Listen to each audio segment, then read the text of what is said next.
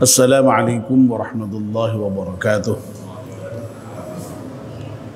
Bismillahirrahmanirrahim. Alhamdulillahirabbil alamin wassalatu wassalamu ala asyrafil mursalin sayyidina wa maulana Muhammad wa ala alihi wa sahbihi ajma'in, amma ba'd.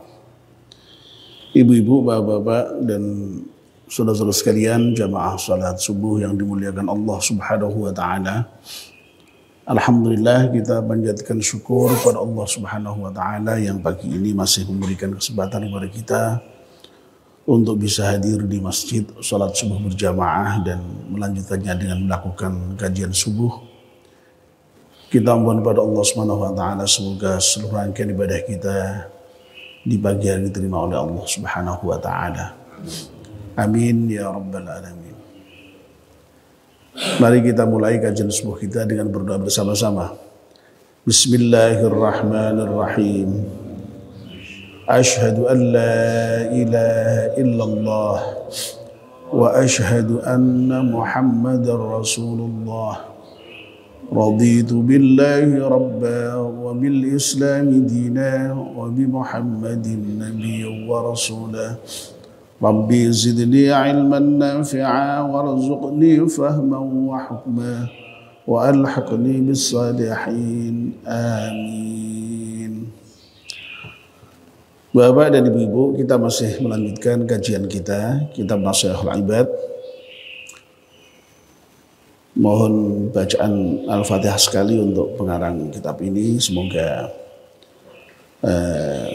ilmu yang kita dapatkan dari kajian terhadap kitab Nasihatul Ibad ini bermanfaat untuk kita semuanya.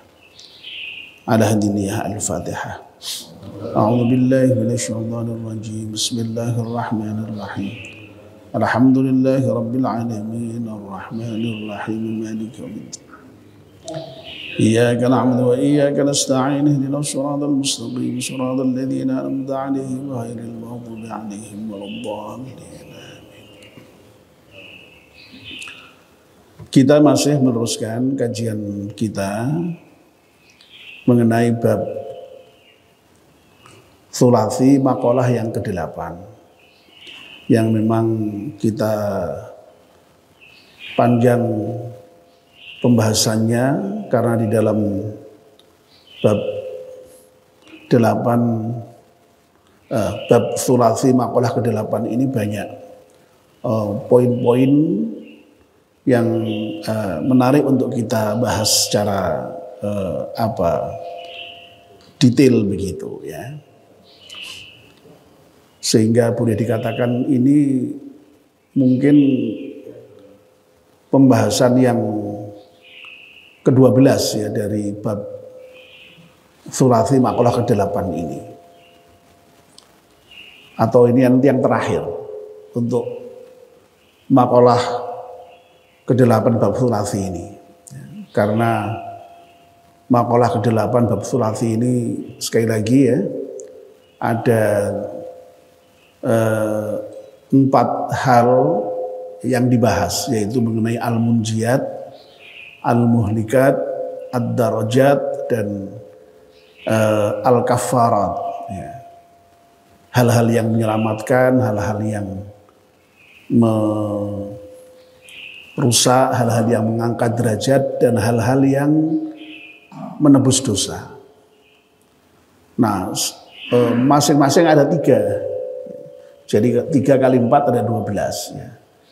Nah, yang 11 poin sudah kita bahas ya. Ini yang terakhir, yaitu al-muhlikat yang terakhir.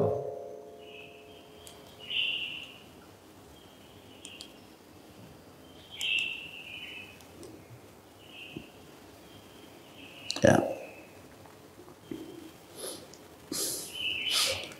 Nah, al-muhlikat ini yang kok al-muhlikat ya, al-kaffarat maksud saya ya.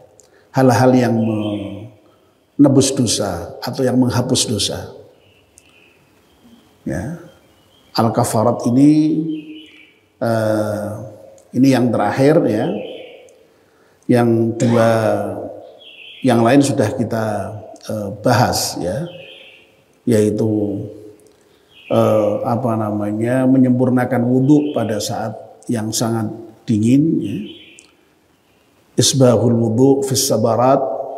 Lalu kemudian yang barusan kemarin kita bahas itu apa kemarin yang baru kita bahas?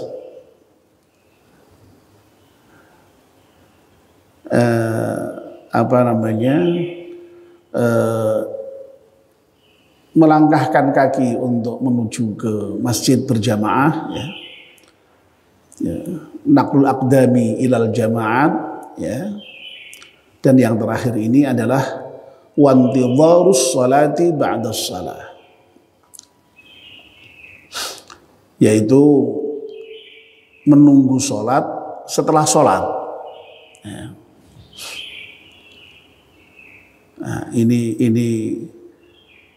satu juga amalan yang bisa menghapuskan dosa. Intidharus salah ba'das salah, menunggu sholat setelah sholat. Nah, Imam Nawawi kemudian memberikan penjelasan atau syarah liusalliyaha. Nah, di dalam pengertian sholat, menunggu sholat setelah sholat itu ketika sehabis sholat kemudian orang itu supaya melaksanakan sholat juga, ya. Jadi melakukan sholat fil masjidi, di dalam masjid, ya. Jadi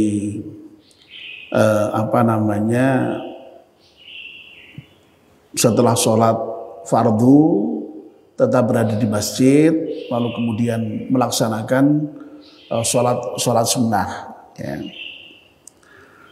Nah, masih ada penjelasan yang berikutnya, wa mithluhu intidharu kulli khairin, dan sepadan dengan intidharus salah atau sama dengan intidharus salah, menunggu sholat, intidharu kulli khairin, yaitu menunggu setiap kebaikan.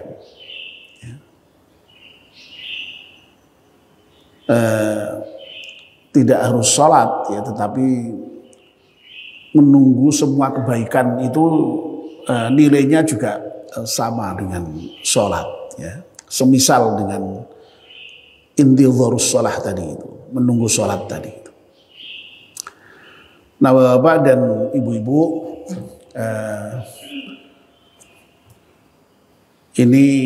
ini juga bagian dari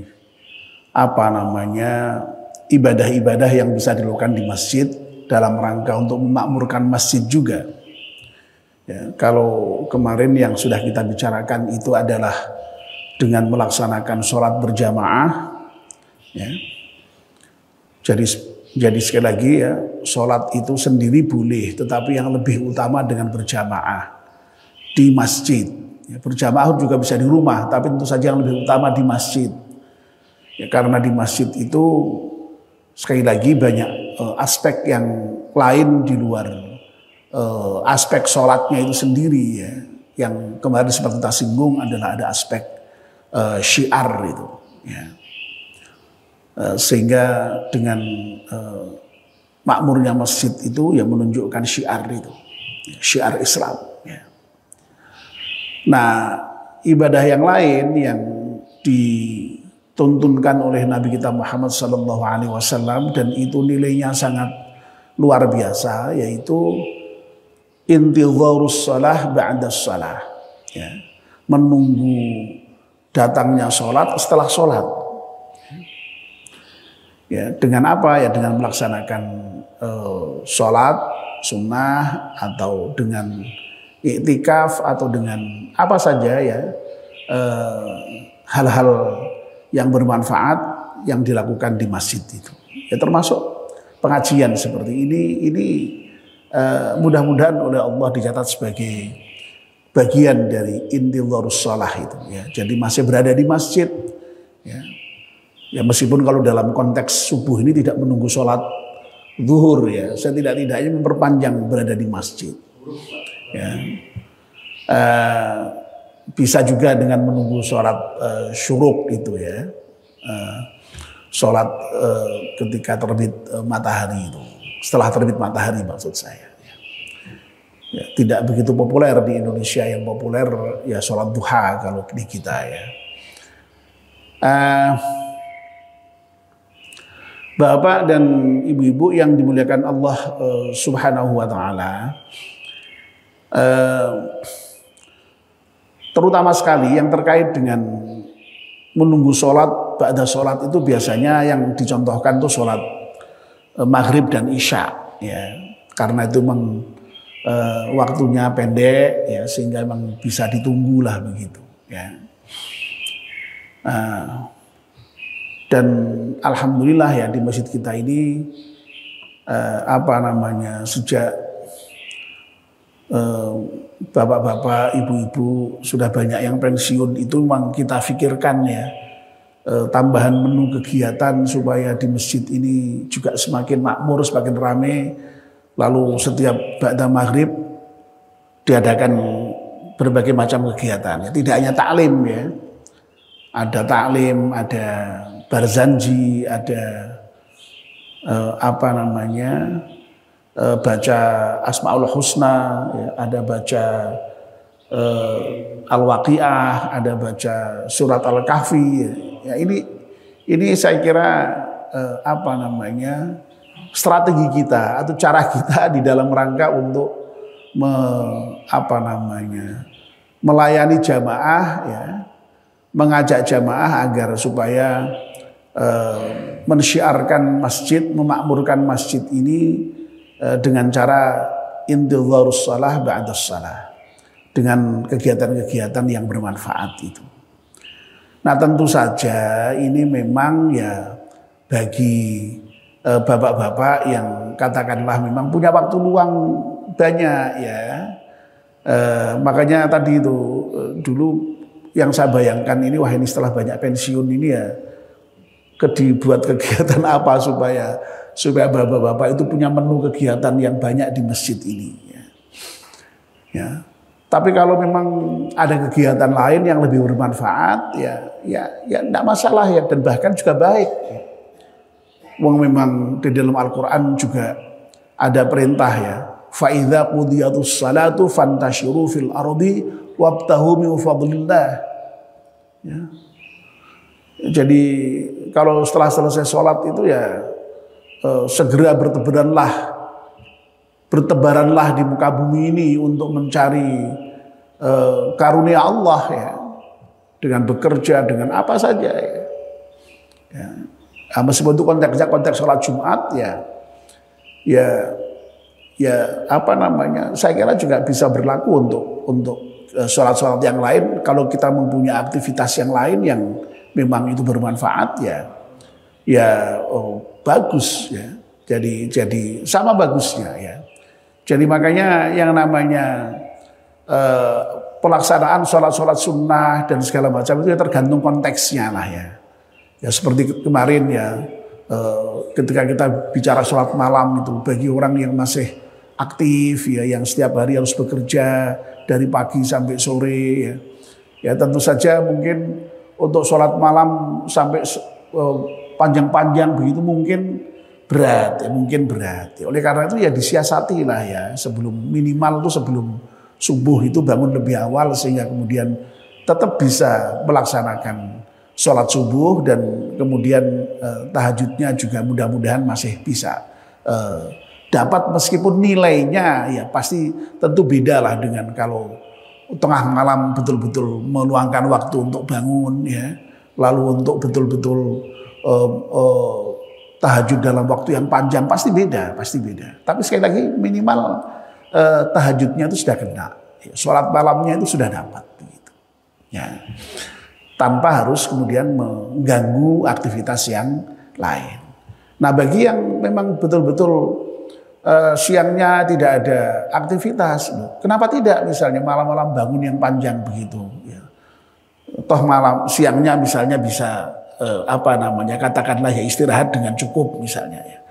Jadi kontekstual lah ya, jadi tergantung kondisi kita masing-masing ya. Ya, bagi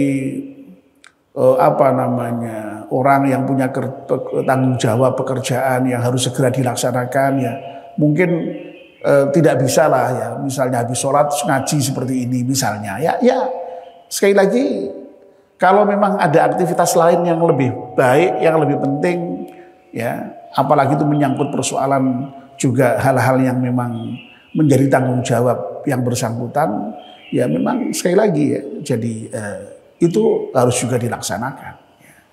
Jadi sekali lagi terkait dengan persoalan-persoalan amalan-amalan sunnah yang meskipun fadilahnya besar seperti ini, sekali lagi kontekstual, ya kita memahaminya. Nah, Bapak dan Ibu-ibu yang dimuliakan Allah Subhanahu Wa Taala, jadi sekali lagi menunggu sholat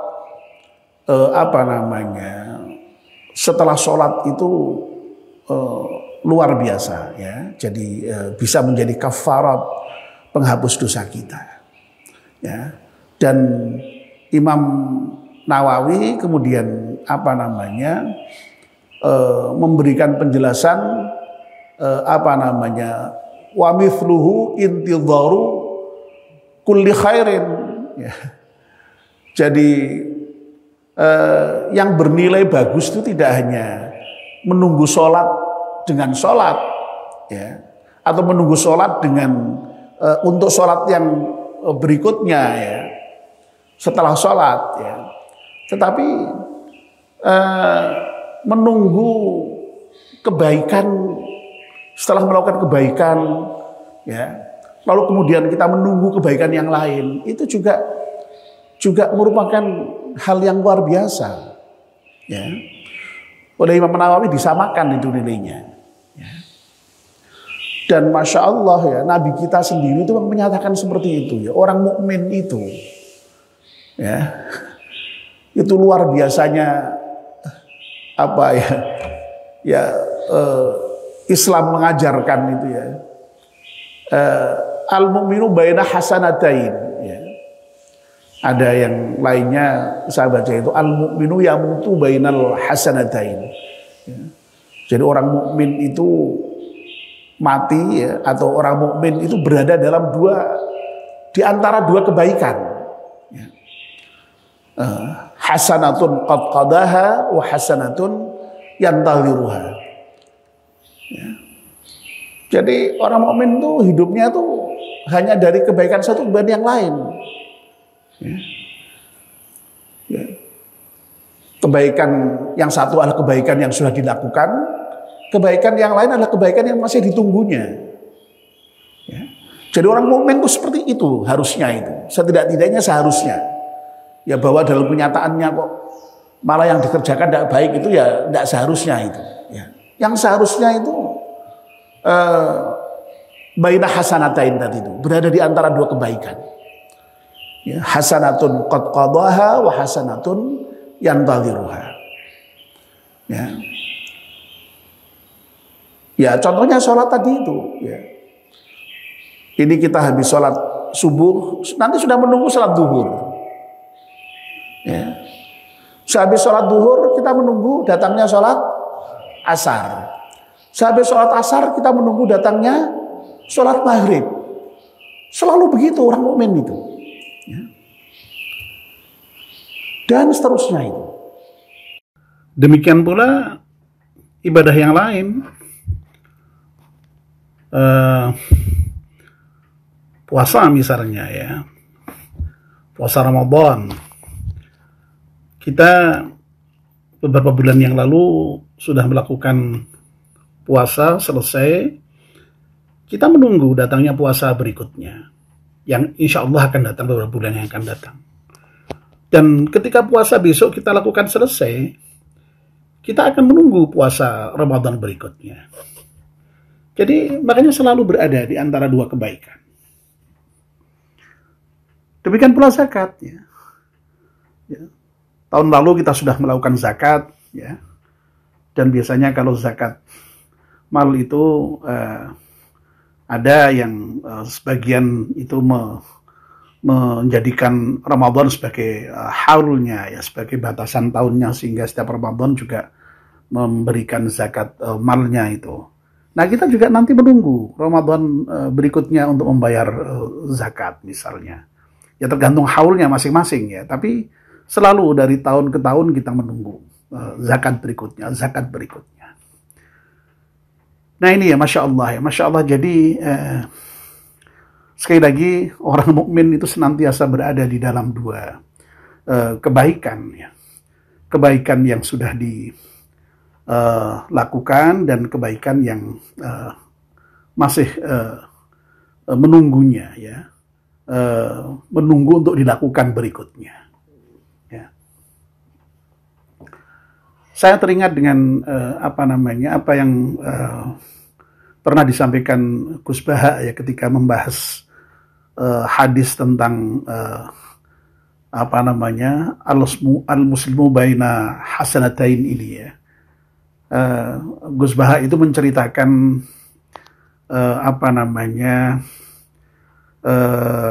kebiasaan Mbah Hamid Pasuruan ya. Itu kalau diminta ijazah oleh orang-orang yang sudah relatif sepuh itu, ya, beliau itu malah mengajarkan supaya menghafalkan Quran. Ya. Apa kemudian lalu Mbah Hamid itu menuntut yang bersangkutan itu harus hafal Quran? Tidak, ya.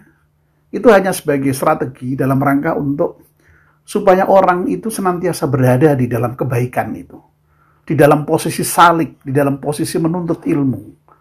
Karena di dalam posisi menghafalkan Al-Quran itu. Sehingga Masya Allah nanti ketika mati itu kapanpun dalam posisi menghafal Al-Quran itu.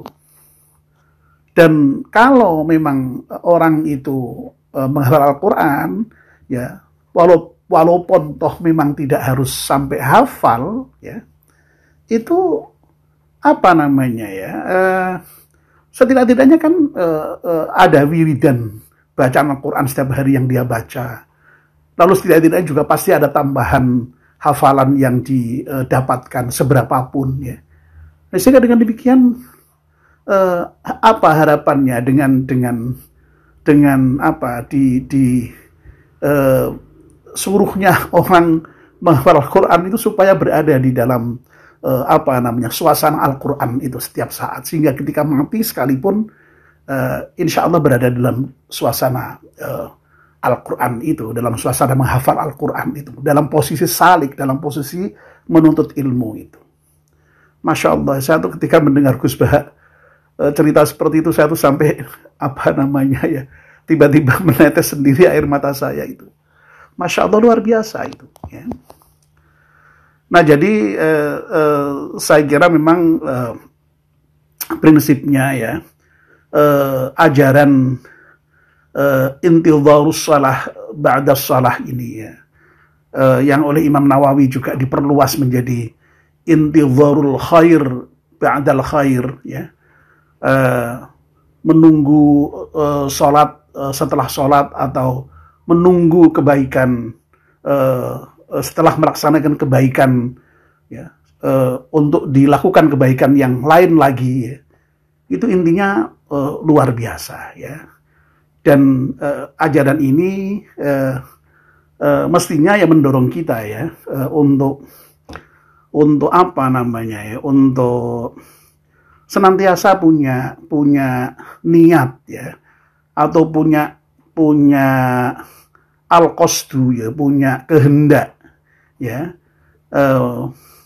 punya rencana yang baik terus menerus ya, dan bahkan kalau bisa sebanyak mungkin rencana yang baik-baik itu ya, supaya supaya hidup kita itu senantiasa berada di dalam tadi itu hasanatun yantadhiruha itu.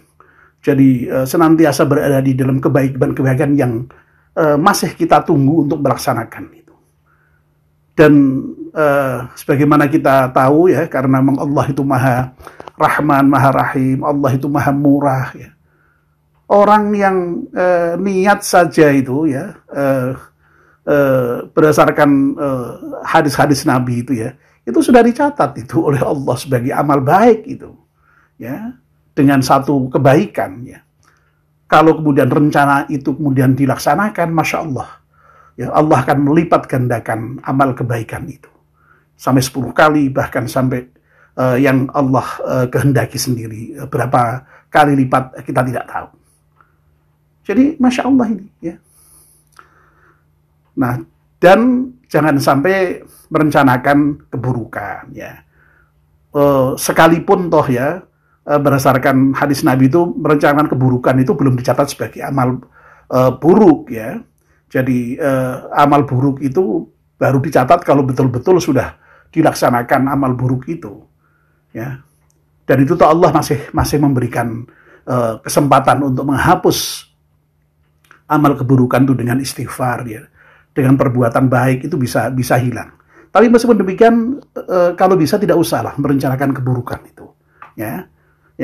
Jadi meskipun Allah itu sedemikian rupa murahnya ya, tadi itu seperti itu ya, amal buruk itu tidak dicatat kalau sekedar rencana, baru ditulis dengan amal buruk itu kalau sudah dilakukan, ya. Tapi tidak usah, sedapat mungkin kita punya rencana buruk itu ya. Sebaliknya yang sekali lagi harus kita rencanakan dengan sebanyak-banyaknya itu adalah amal kebaikan ya. Sebanyak mungkin ya, apapun kita rencanakan. Kita ingin ini, kita ingin itu ya. Kita merencanakan ini, merencanakan itu ya. Dan tentu saja kita berharap ya suatu ketika itu akan terlaksana, akan terwujud ya. Dan masya Allah yang merencanakan kebaikan itu sekali lagi sudah baik, apalagi kalau itu nanti sudah betul-betul dilaksanakan, maka Allah akan melipat gandakan kebaikan itu.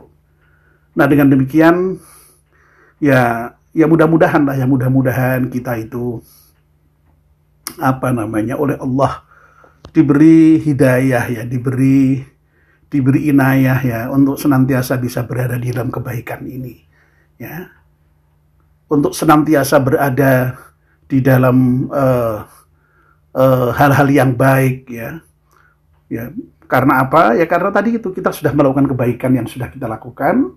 Nah, kita masih menunggu untuk melaksanakan kebaikan yang berikutnya. Jadi selalu berada dalam kebaikan kehidupan kita itu. Mudah-mudahan ya. Dan kalau kita bisa melakukan itu, insya Allah kita termasuk golongan dari orang yang dihapuskan dosanya oleh Allah Subhanahu wa taala sebagaimana dinyatakan di dalam hadis di dalam makalah yang ke-8 bab Thulathi ini ya. Nah ini pembicaraan mengenai intidharus shalah ba'da shalah ini sekaligus menutup rangkaian panjang ya dari pembicaraan bab Thulathi, makalah yang ke-8 yang merupakan sabda Nabi yang berasal dari Abu Hurairah ya, yang membicarakan ada 4 hal yang menyelamatkan ya, al-munjiyat, ada 3 hal yang ada 4 hal ya yang menyelamatkan, al-munjiyat, lalu kemudian al-muhlikat, lalu ada ad-darajat, dan ada al-kafarat ya. Yang al-munjiyat yang menyelamatkan ada 3, yang al-muhlikat yang merusak juga ada 3, yang mengangkat derajat juga ada 3, dan yang terakhir ini yang al-kafarat yang menghapus dosa juga ada 3, dan yang 3 yang terakhir itu adalah intidharus shalah ba'da shalah. Nah ini sudah ada 12 pertemuan ini ya, kita bahas bab Thulathi makalah ke-8 ini, dan ini selesai. Insya Allah nanti akan kita teruskan pada makalah yang berikutnya dari bab Thulathi, yaitu makalah yang ke-9. Demikian ya, mari kita akhiri kajian kita dengan berdoa bersama-sama. Bismillahirrahmanirrahim. Wal 'asri innal insana lafi khusrin illa illal ladzina amanu wa 'amilus salihati wa tawassaw bil haqqi wa tawassaw bis sabr. Subhanakallahumma wa bihamdika asyhadu an la ilaha illa anta astaghfiruka wa atubu ilaik. Wassalamualaikum warahmatullahi wabarakatuh.